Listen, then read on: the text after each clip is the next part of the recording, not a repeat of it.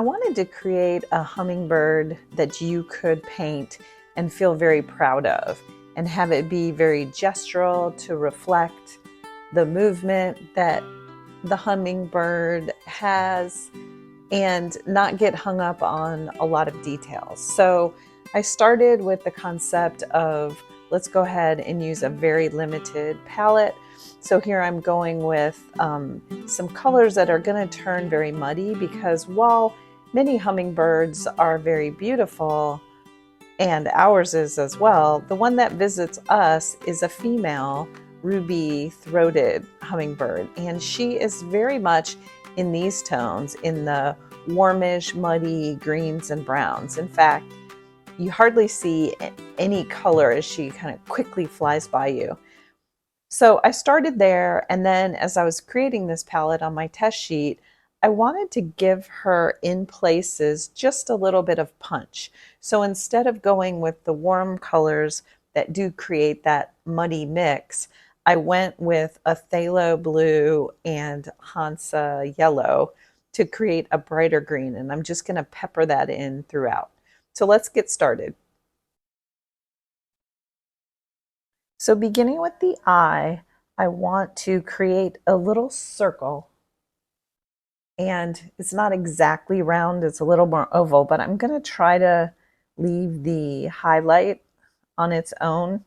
Sometimes at the end I'll go in with some white gouache, and then around the eye there's usually a bit of a ring. So I'm going to pick that up, being mindful to leave a little bit of space so that I can differentiate between the iris and the space around.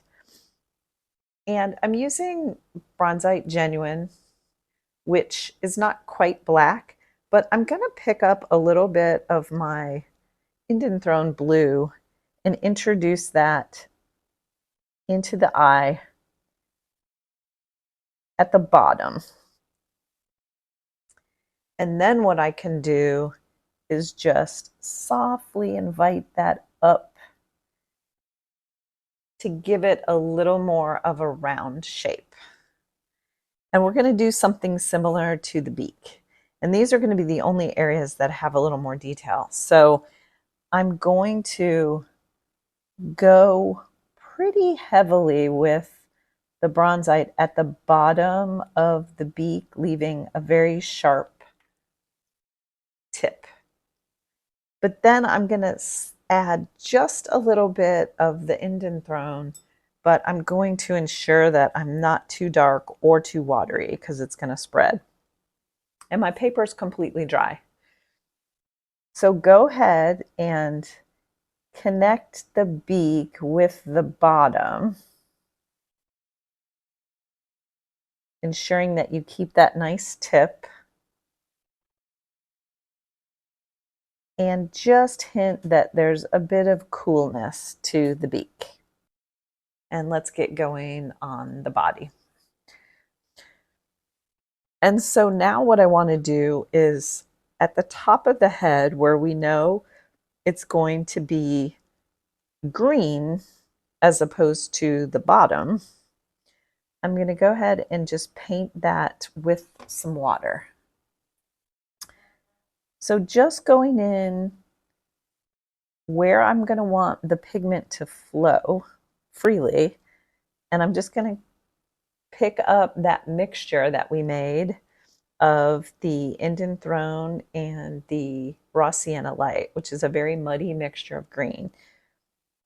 And I'm just going to go in and allow that to spread. And it's only going to spread where I have painted the water down. So you can confidently go in and just add a little bit. Now, using some of your neutral or your Bronzite Genuine, let's go ahead and get that to creep in just a few spots. And this is a nice granulating paint, so we should get some nice natural separation of the pigments.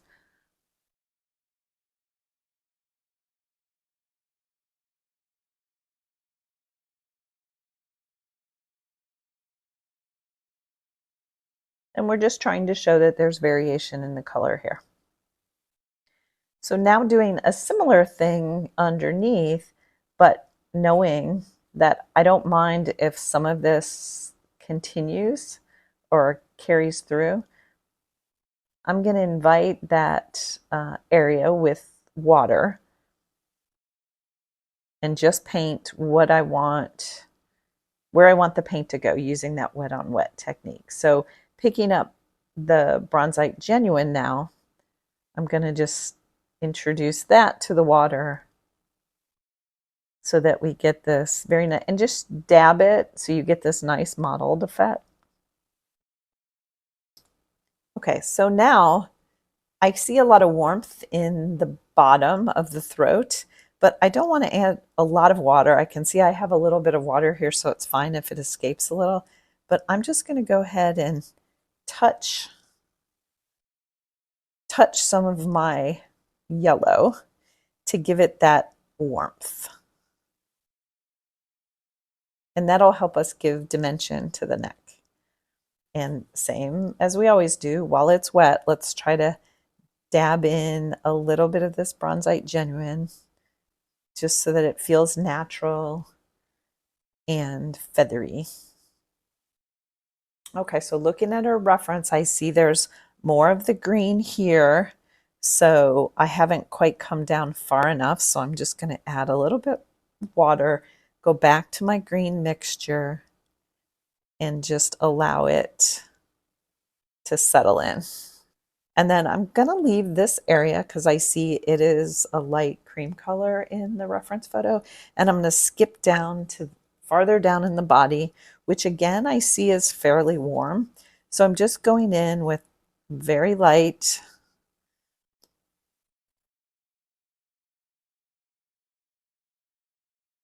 amount. And I'm just trying to capture that warmth. And then the same as I did on the throat, I'm just going to grab a tiny bit of my Bronzite and I'm just going to let it dabble in. Now, for the wings, I want them to feel very ethereal. So here's where I'm going to add a little bit of pigment in this area, but then I'm going to pull it out.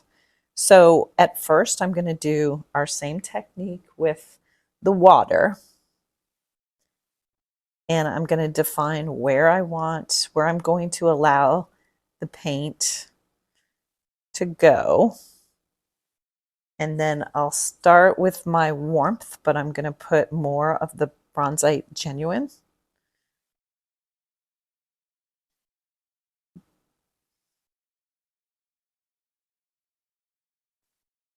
And I'm just going to go, heavier than I did up in this area with more of my little dabbing technique.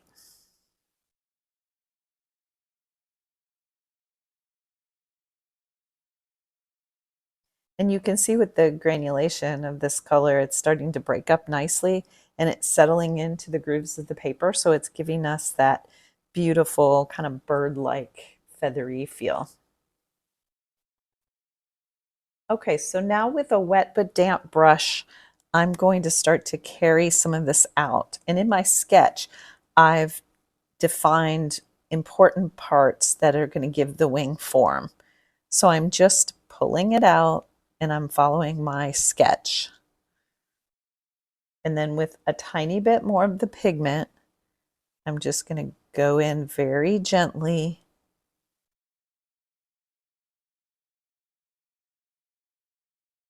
so that I can get a very soft tint of the wing. And here's where you can add a little bit more if you need it. If you pulled enough, you're fine. I think we're really close here.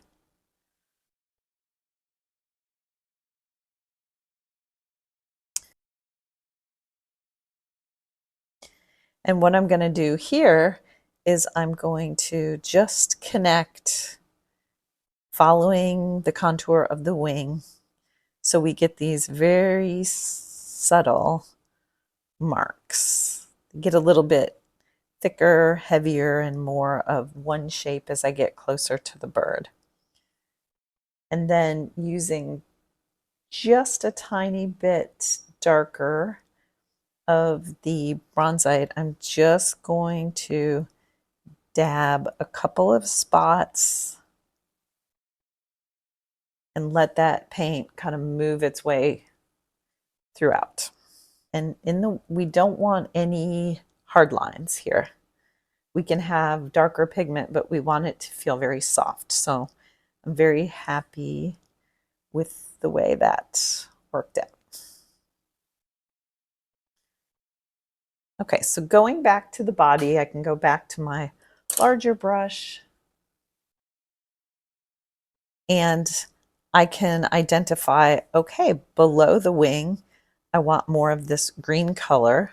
So I'm going to predetermine where do I want the paint to follow, and I'll paint with just water,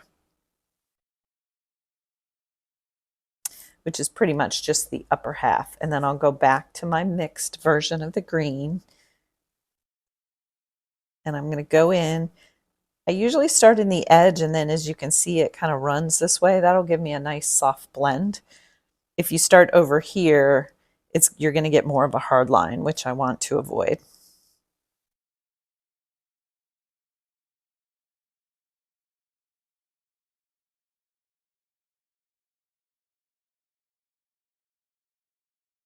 And then using our same combination of the bronzite, I'm just going to dabble a little bit of that so that it mixes in. And I'll do that in a couple of places where I see in the reference photo.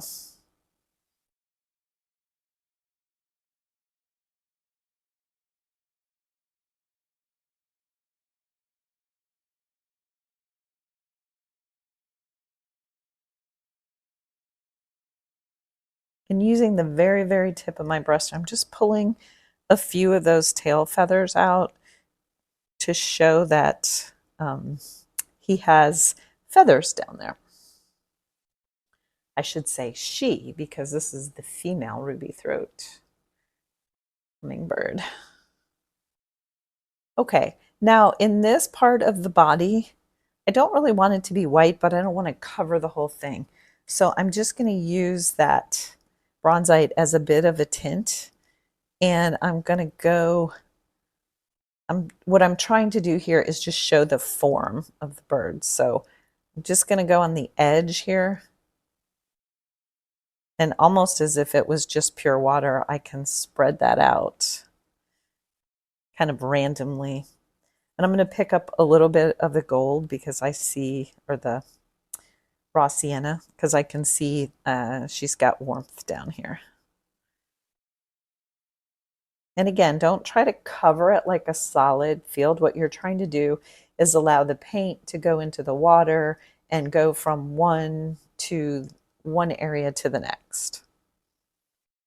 And there's a tiny bit of that same mixture down in the tail.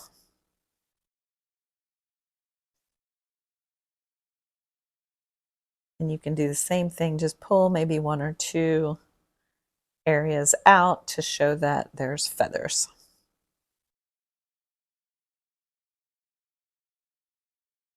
And just like I did everywhere else, I'm just going to add a little bit of this bronzite so that it can spread and give us that nice mottled effect.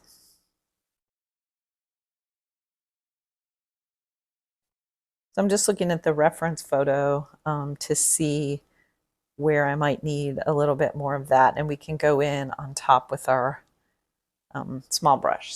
Bronzite Genuine. And let's go ahead and put in the feet, which are barely visible.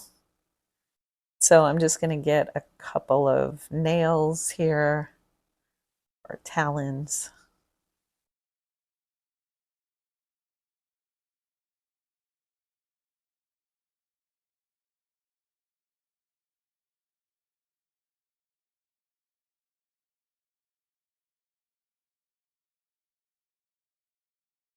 And then I'm going to try to give a few, without going into too much detail, I do want to pick up that there are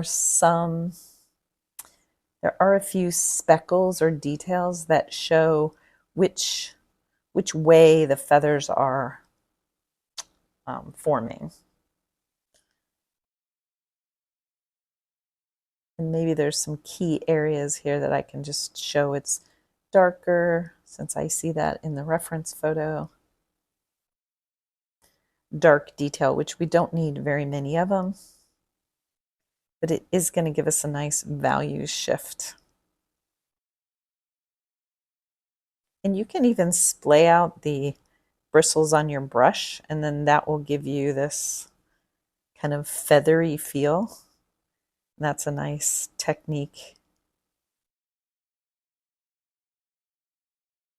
Without much pigment, you can see we're getting kind of a nice dry brush effect.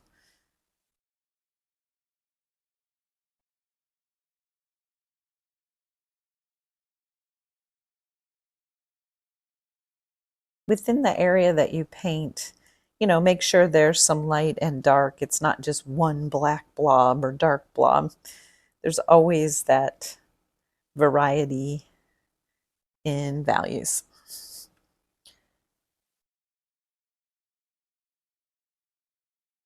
So I'm just looking at the reference photo and deciding where I need some of these, which is not going to be very many.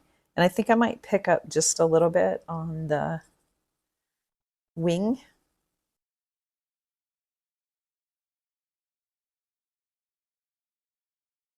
And just, blend it in. And I'm going to do the same where I see in the reference photo, but not much. I do not want this area to be dark.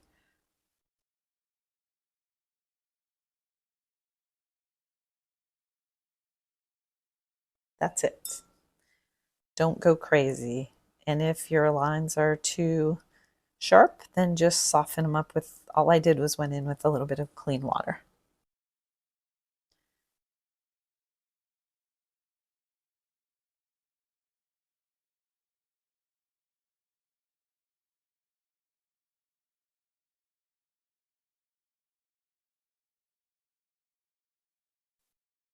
Beautiful. Okay, so now going in and using our bright green that we mixed up,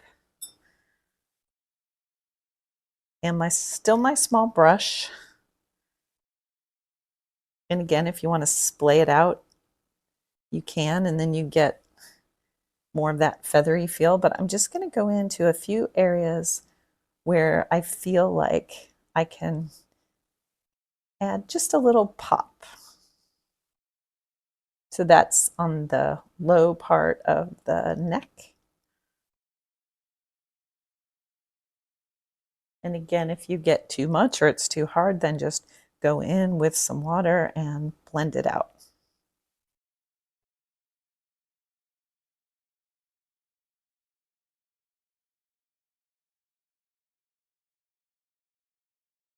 And don't just paint that solid form. As I was saying, let's show that there are these tiny little shapes. A little kiss of color there, and then compositionally I feel like I just need a couple here.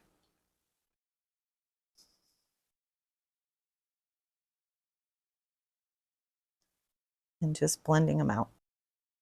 I just want to connect this area from the mouth. I see it's a little bit stronger than when I put it on initially.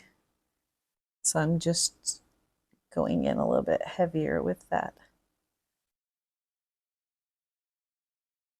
bronzite.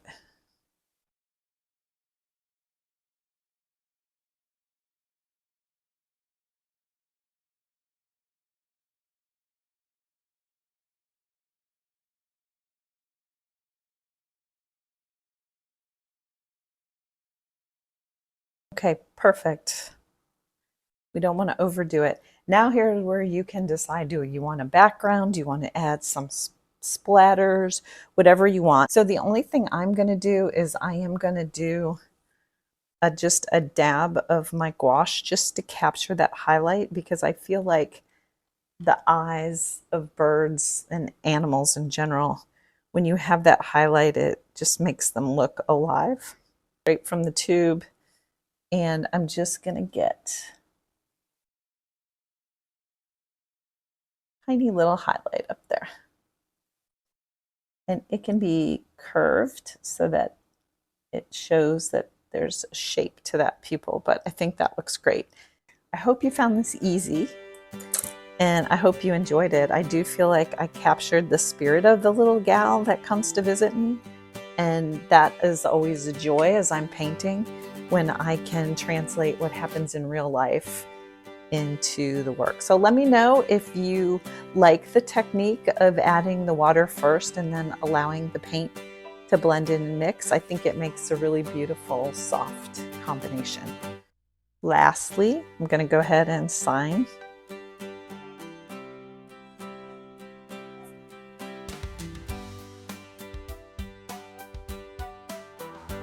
And that's a wrap.